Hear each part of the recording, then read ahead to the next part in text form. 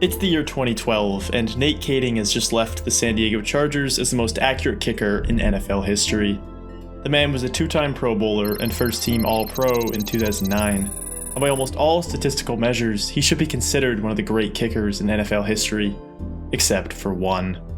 Kaeding's accuracy was calculated during the regular season, and during the playoffs, it was an entirely different story.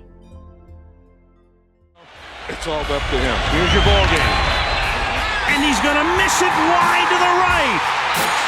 Cypress on the hold, and the streak comes to an end. 54 yards.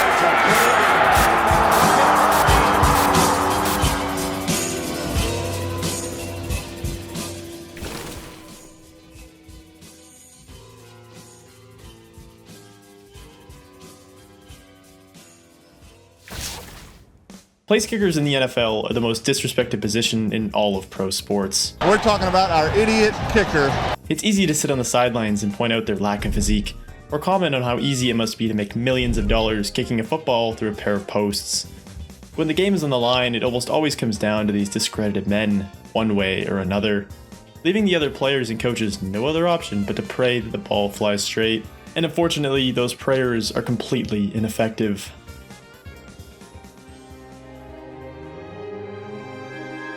In the 2004 draft, Nate Kaeding was selected 65th overall out of Iowa, with one of the picks acquired from the Eli Manning trade. He's one of only 5 kickers since the year 2000 to be drafted inside the first 3 rounds, and one of only 49 kickers that have been drafted at all. In college, he set the record for the most points ever by a kicker in the Big Ten Conference with 120, winning the Lou Groza Award for the best kicker in the nation.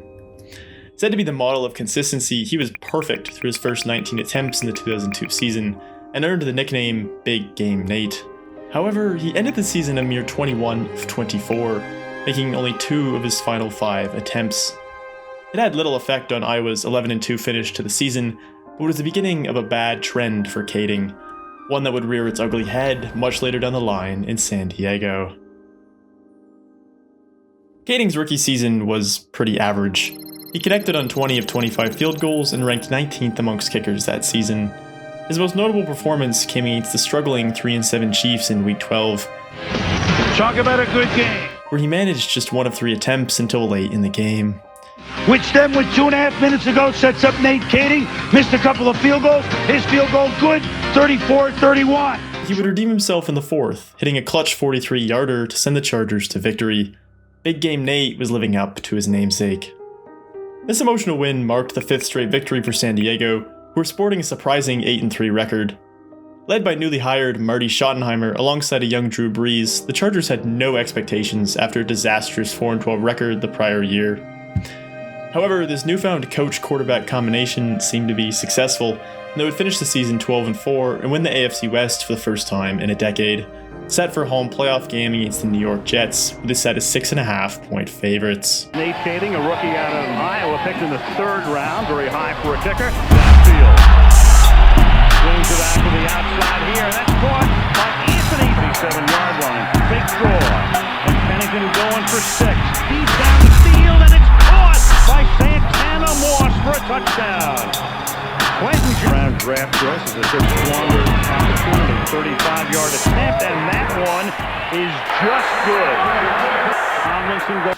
In typical Charger fashion, the score was not what you would expect late in the game. Marty and Drew's regime clearly wasn't able to overcome the franchise's curse for underachieving, and the Bolts have one final play to try and tie this game. Here's in motion. Breeze, looking, under pressure, throws up a prayer. Knocked down by the Jets. The Jets force Breeze to throw up a prayer on 4th and goal, and it gets knocked down. Game over. Oh, wait, this got called for roughing the passer. Let's try that again. And they're going to throw it, and Breeze is going to throw in the end zone for a touchdown to Gates. Kaeding drills the extra point, and the game is headed to overtime. Now, overtime rules were a little different back in 2004. The NFL had yet to implement the modern sudden death rules, where the only way to end a game was a first possession touchdown. Rather, in this era, any points, including a field goal, would win the game. So a lot of overtime games prior to the rule changes came down to a battle of kickers. And as we visited earlier today, they're not the most reliable in clutch situations. This game has been no exception, as both Nate Kaeding and Jets kicker Doug Bryan have struggled to get the ball cleanly through the uprights. In the rain. And the kick is wide to the right. Bryan missed a 33-yard chip shot on the opening drive and nearly missed an extra point, which had a near 99% success rate that season. Kaeding was perfect, but he did nearly miss his lone 35-yard mark on the day. Which brings us here. The Chargers drove all the way down the field, and it comes down to whether their rookie kicker, Big Game Nate, can hit a 40-yard field goal. And well, there's a reason this is the first time a rookie has ever attempted a game winner in the playoffs. It's all up to him. Here's your ball game. And he's going to miss it wide to the right. Wow. Got it. And the New York Jets will fly home. There's no worse feeling than having your season end on a single kick, especially in this capacity. Ironically enough, in the following round, a similar fate would befall our friends in green. And in just 1 week's time, Doug Bryan would go from a hero to the most hated man in New York City. Field position. Is it long enough? No, and hit the crossbar. He missed it. Well, let's play some overtime. He would miss from both 43 and 47 in the final 2 minutes of the fourth quarter, allowing the game to head to overtime where the Jets would eventually fall to the Pittsburgh Steelers. New Yorkers hated Bryan so much that one fan put the kicker on eBay, where the bidding reached an absurd number before being taken down. They say kicking goes both ways, but unfortunately for our friends in San Diego, their misfortune on special teams would continue well through the 2000s, and stands as one of the biggest reasons they didn't crack a Super Bowl. 2005 was a quietly successful year for Kaeding, who missed just 3 kicks on the season and tied for 7th in field goal percentage. 2 of those misses came in a Week 12 game against Washington, where the Chargers snuck out an overtime win due to some late-game heroics from LaDainian Tomlinson. So really, Kaeding missed only 1 meaningful field goal the entire year. How bad could it really be? It's Week 7, and the Chargers are facing off against the middling Eagles team. With 3.5 minutes left in the fourth quarter, McNabb throws an errant ball down the middle that results in a turnover on downs. All the Chargers have to do is run some clock and kick a field goal that would make tying the game very difficult. Cue Big Game Nate. And it's blocked. And picked up. This could go all the way. Matt Ware. Touchdown. You could argue that the player at fault for this play is not Kaeding, but number 63 who missed his block. Or maybe the special teams coordinator dialed up a bad formation against this Eagles unit. But the bottom line is that a blocked field goal resulted in a 10-point swing, a crucial Chargers loss in a season they didn't even make the playoffs. And although this loss hurt, it didn't really end up impacting the end result.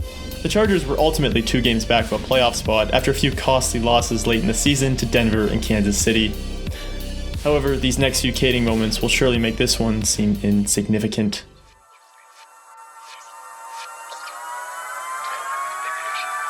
The 2006 Chargers are considered by many to be the greatest football team San Diego has ever assembled. League MVP LaDainian Tomlinson led the way with a record-setting 31 total touchdowns and over 2,300 yards of scrimmage.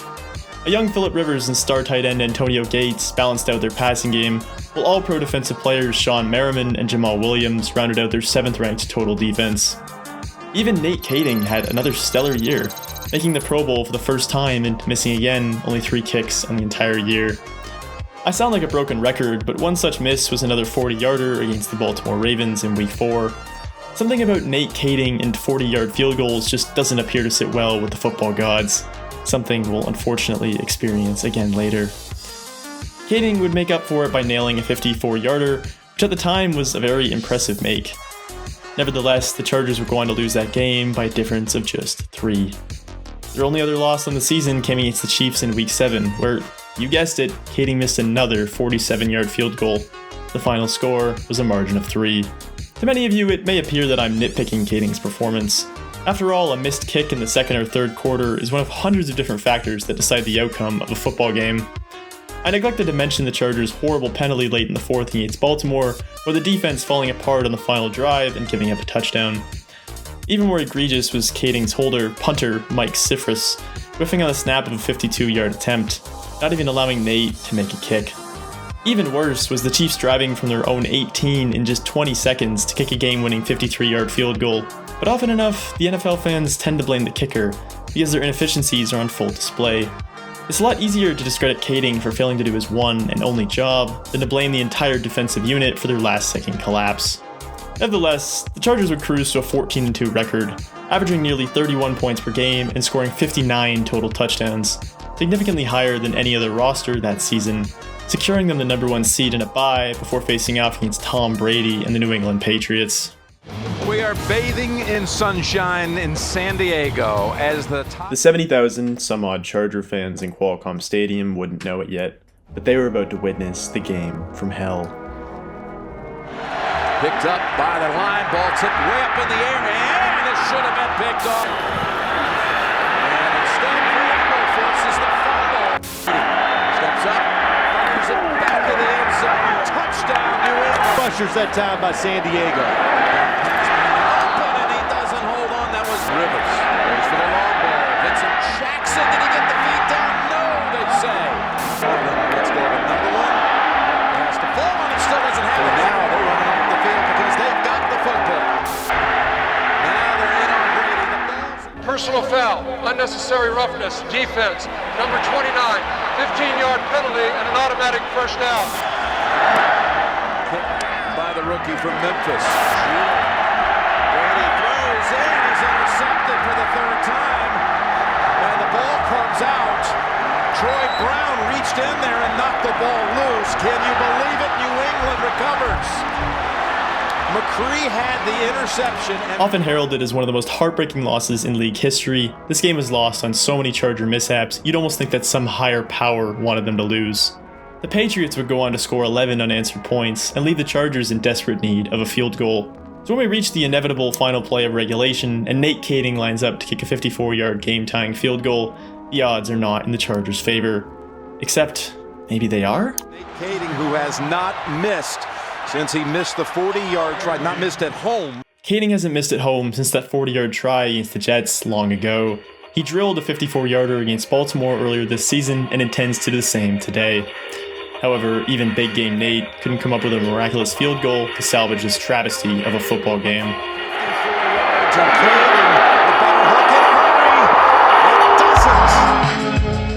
Chargers fans filed out of the stadium in absolute silence, processing that their Pro Bowl kicker had just missed a second game-clinching field goal in 3 seasons, knowing that this was San Diego's best chance at a Super Bowl.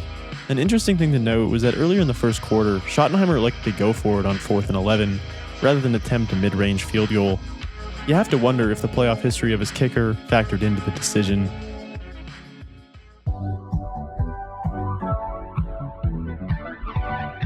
After the debacle against the Patriots, Spanos would fire Marty Schottenheimer despite their 14-2 regular season finish. The decision was heavily scrutinized by fans, who believed the fault for the loss lay elsewhere. At the time, Schottenheimer was seen as a perennial playoff choker, who had an abysmal 5-13 record in stints with the Browns, Chiefs, Redskins, and Chargers.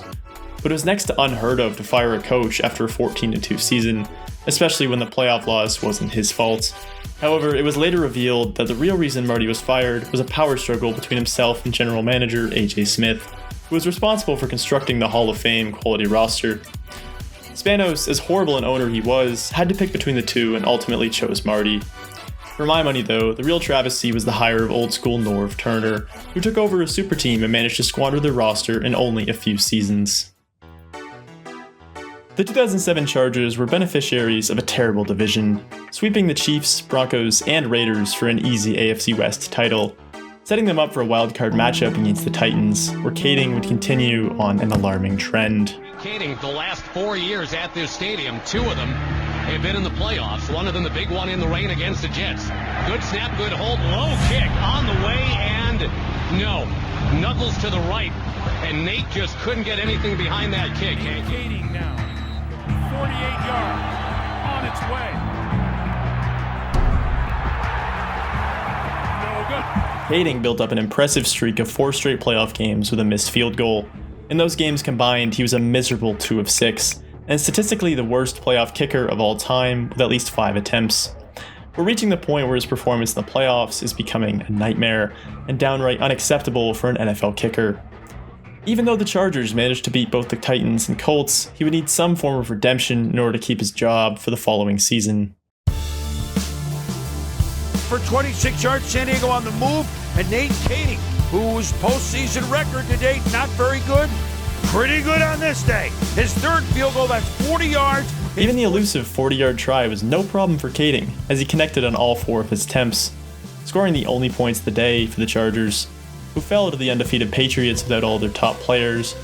In 2008, the Chargers were again blessed with a terrible division, and stumbled into a home playoff game at 8-8, where Kaeding's redemption would continue, going perfect in their wildcard game against the Colts, including a 26-yard game-tying field goal with just 31 seconds left to force the Colts into overtime, where a young Darren Sproles would seal the game on a 22-yard touchdown rush.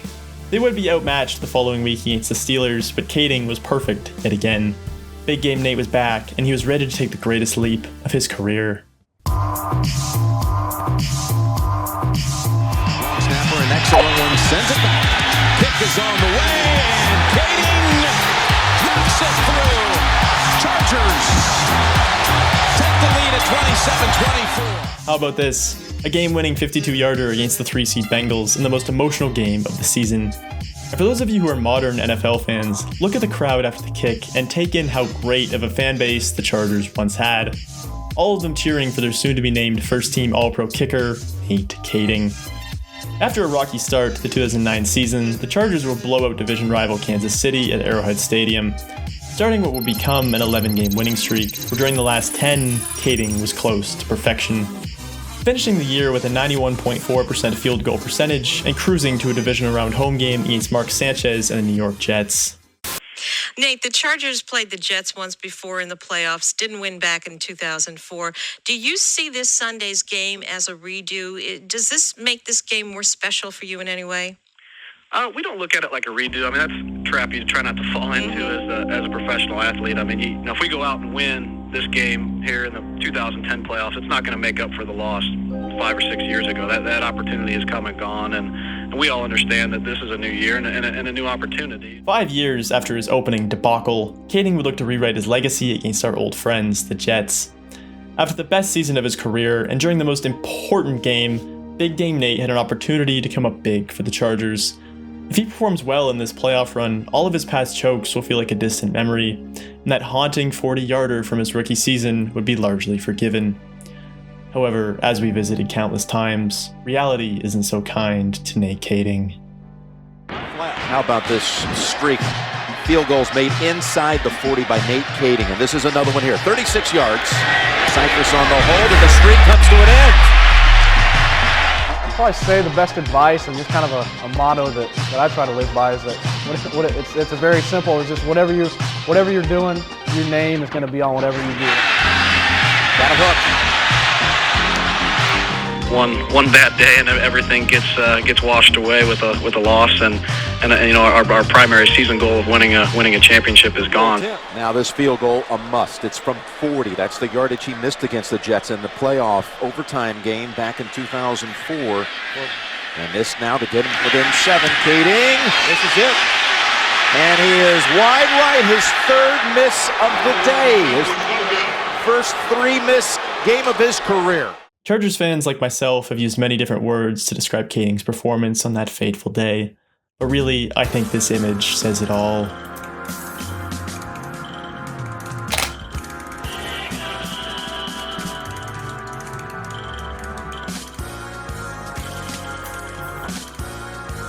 Things didn't get much better for Nate in the following season. If you haven't heard, in 2010 the Chargers missed the playoffs, the number 1 ranked offense and number 1 ranked defense. The reason they went 9-7, their 32nd ranked special teams. And while Kaeding wasn't totally at fault for the last place unit, he certainly didn't help in that regard. In 2011 and 2012, he would suffer a multitude of injuries that forced him into an earlier retirement, leaving the Chargers organization as the most accurate kicker in NFL history, and the main reason they were unable to succeed in the playoffs. Kaeding would have brief stints in both Miami and Tampa Bay before calling it quits in 2013. Nowadays, he works in both the restaurant and real estate industries back in Iowa, where his football journey began long ago. And by all accounts, he's living out the American dream, and appears to have left his kicking life behind, alongside his disgusting legacy. leaving only a handful of Chargers fans who still can't get over the kicker who ruined their dynasty.